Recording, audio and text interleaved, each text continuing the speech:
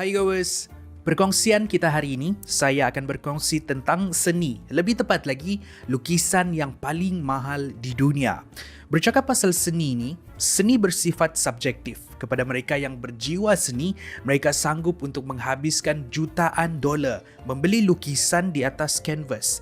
Tapi untuk kebanyakan dari kita, ia hanyalah lukisan di atas kanvas. Ada yang membeli sebab merasa puas untuk memiliki, ada yang membeli untuk tujuan pelaburan, dan nilai sesuatu seni lukisan itu bergantung dengan kisah lukisan dan juga kisah pelukis. Itulah yang akan kita lihat pada hari ini. Kita akan lihat 5 lukisan yang paling mahal di dunia.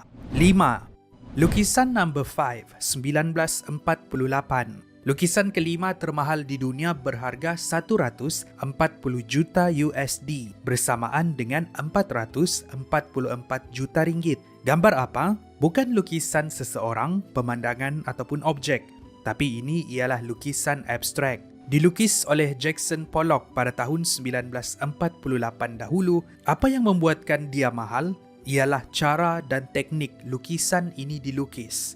Teknik lukisan ini dikenali sebagai drip painting ataupun action painting. Dia akan menggunakan gerak tubuh yang rawak dan akan memercik dan melukis pelbagai jenis warna dan bentuk di kanvas. Gerak-gerinya yang rawak itu pula adalah hasil daripada emosi yang dia rasa pada waktu itu, dan ia dikenali sebagai abstract expressionism. Di setiap lukisannya mempunyai kisah tertentu. Contohnya lukisan yang berjudul The She-Wolf ini menceritakan kisah mitos sepasang serigala kembar zaman silam Rom. Ada juga lukisan yang mempunyai maksud tersirat yang hanya diketahui oleh Jackson. Mungkin bagi kebanyakan kita, lukisan ini nampak biasa. Malah sekali pandang, ia nampak kusut dan hodoh. Tapi tidak bagi peminat-peminat seni. Mereka bukan sahaja memuja Jackson, tetapi lukisan-lukisannya juga menjadi kegilaan, di mana ada yang sanggup membayar ratusan juta. Untuk lukisan number 5 1948 ini pula telah dibeli oleh seorang usahawan dari Meksiko dikenali sebagai David Martinez dengan harga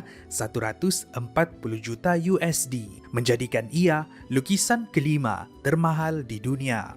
4. Lukisan Navea Fa Ipoipo, When Will You Marry? Ini ialah lukisan dua orang wanita Tahiti yang dilukis oleh Paul Gauguin pada tahun 1892. Paul ialah seorang pelukis dari Perancis yang lahir pada tahun 1848.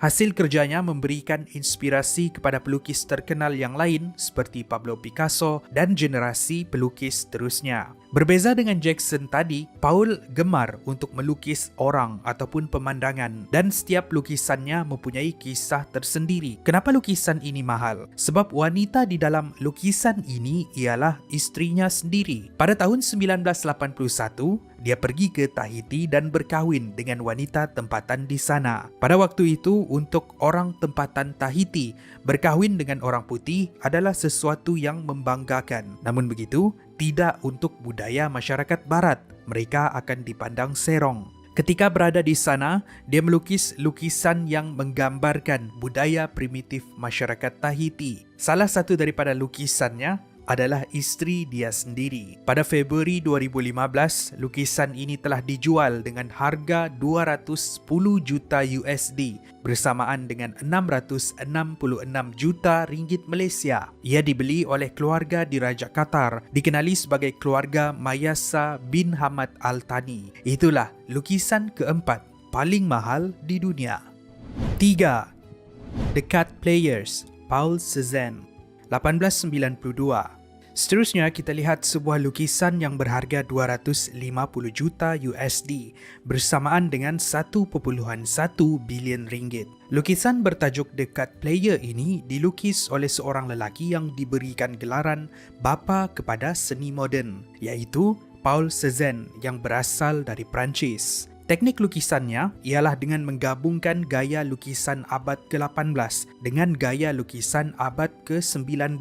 Secara langsung mencipta gaya lukisan baru yang bersifat moden. Teknik lukisan ini tidak sempurna seperti lukisan-lukisan tradisional pada waktu itu, dan dengan ketidaksempurnaan inilah ia mempunyai tarikan yang sendiri. Teknik ini kemudian mempengaruhi lukisan moden abad ke-20. Malah pelukis seperti Pablo Picasso mengadaptasi teknik ini di dalam lukisan mereka. Namun begitu, gaya lukisan yang dianggap baru pada era itu dipandang serong oleh komuniti seni Perancis sebab ia dianggap sebagai pelik, ganjil dan buruk. Apa tidaknya, sekali pandang, lukisan Paul nampak seperti dilukis oleh kanak-kanak ataupun mereka yang tidak mempunyai bakat melukis. Tidak sehingga 20 tahun kemudian, barulah komuniti pelukis di Eropah menerima ini sebagai seni. Kembali ke zaman moden pula, diinspirasikan dari Paul Cézanne dari tahun ke tahun. Seni moden yang diperkenalkan ini semakin disalah tafsir. Hari ini, kita melihat beberapa seni moden yang tidak masuk akal dan mengarut. Contohnya ini, buah nenas di dalam kaca dianggap sebagai seni moden, ataupun kanvas putih ini yang juga dianggap sebagai seni moden. 2. Interchange, Willem de Kooning, 1955. Ini pula ialah lukisan yang berharga 300 juta US dollar bersamaan dengan 1.3 bilion ringgit Malaysia. Lukisan ini berjudul Interchange, dilukis oleh Willem de Kooning pada tahun 1955.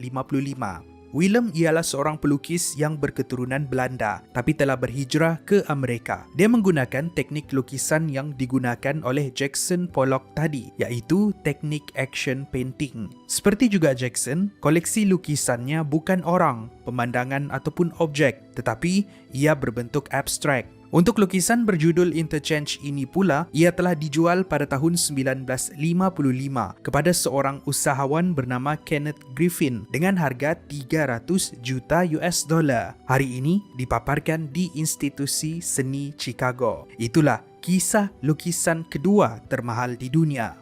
1. Salvator Mundi, Leonardo da Vinci. Lukisan termahal di dunia berjudul Salvator Mundi. Ia dilukis sekitar tahun 1499 sehingga 1510 oleh Leonardo da Vinci yang berasal dari Itali. Lukisan ini telah beberapa kali hilang sebelum ditemui dan dibaiki. Leonardo da Vinci bukan sahaja seorang pelukis, dia juga adalah seorang jurutera, saintis, pengukir dan arkitek. Di dalam lukisannya, dia banyak memberikan maksud tersirat dan tersurat. Contohnya lukisan Mona Lisa. Apa yang kita lihat hari ini ialah wajah seorang gadis yang jelita. Tapi tahukah anda yang lukisan ini dilukis di atas sebuah lukisan yang lain? Seakan Leonardo cuba untuk meninggalkan mesej tersembunyi. Ini didedahkan pada tahun 2015. Di lukisannya berjudul The Last Supper pula dipercayai banyak kod rahsia kriptik yang ditinggalkan